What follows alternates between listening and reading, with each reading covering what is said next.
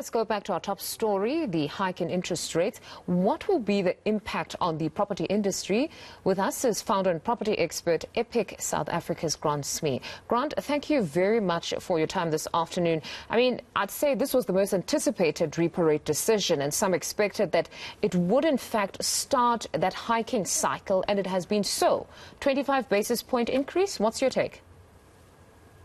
Absolutely. It was a bit later than we expected. We were expecting it to happen probably mid-year this year. So it has provided some relief during the year for consumers that hasn't gone up.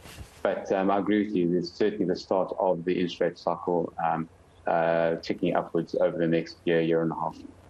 But then what does this mean for those who were encouraged to purchase property? Because while the rates were still low, many heard that this is the right time to go and buy yourself property.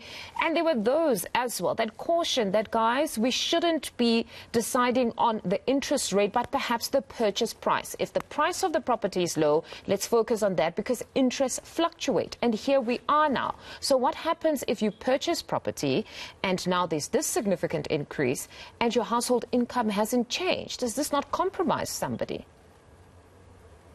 Yeah, so I think the 0.25 increase isn't going to affect people too much. But the problem is like you said earlier, is that this is the start of the interest rate cycle increasing or interest rates increasing over the next period of time.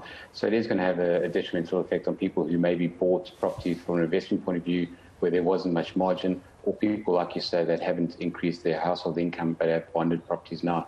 There was a lot of hype in the property market over the last 18 months, particularly coming out of lockdown, and there were lots of people talking about or cautioning that interest rates are at an all-time low and they will start increasing. My concern is that a lot of people didn't heed those warnings and sort of extended themselves to the hilt in terms of affordability with banks over the last 18 months, and it is going to be a concern going forward. But I do think that consumers need to start making provision now for further increases as we go into next year. But it's honestly very unfortunate, I must say. Even on social media, there was more of an encouragement to say, go and purchase, go and purchase. There was only a few. There was just that one lone voice that was saying that, guys, be cautious, we will see a hiking cycle. But nevertheless, it wasn't a unanimous decision. Again, something that many had expected, that we won't see a unanimous decision given the economic climate, with so many people advocating for just keeping it the same purely because people are still struggling. What's your take? Were you somebody that advocated perhaps for just leaving it as it was, or you advocated for an increase?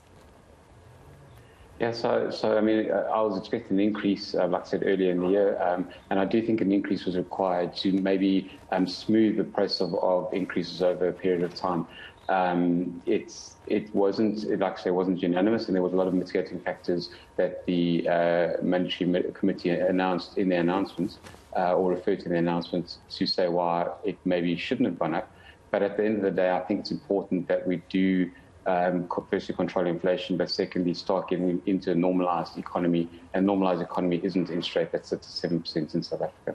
And then just in closing, for those property owners now, what would be the best thing to do if they find themselves in a position where they cannot afford, or like you've just said, that we are going to see the cycle now begin, we're going to see more increases. If they want to let go of the property, would that be advisable, or you say do whatever you need to do to just hold on to it? So there's two things here. The increase of 0.25% only adds about 150 Rand a month to your bond for every million Rand you've borrowed. So it's not an enormous amount of money right now. So my first piece of advice is don't just sell a property and panic because it's going to become more expensive, but start making provision for that increased cost over the next 18 months in the first instance. If you then must sell, make a smart decision and don't rush to sell your property at under market value, but rather take your time to have valued property and sell through the right professionals. And the last thing is, if you are buying property, again, take your time when you're making those decisions, considering the uptick in the interest rates coming up, but and make sure there's lots of margin from the investment point of view between the rental and the cost that you're going to incur holding that property. I suppose central to what you're saying is that just take your time. So there's a lot to consider at this point. Thank you very much, Grant, for joining us. That's Grant Smee, property expert, talking to us following the repo rate increase by 25 basis points.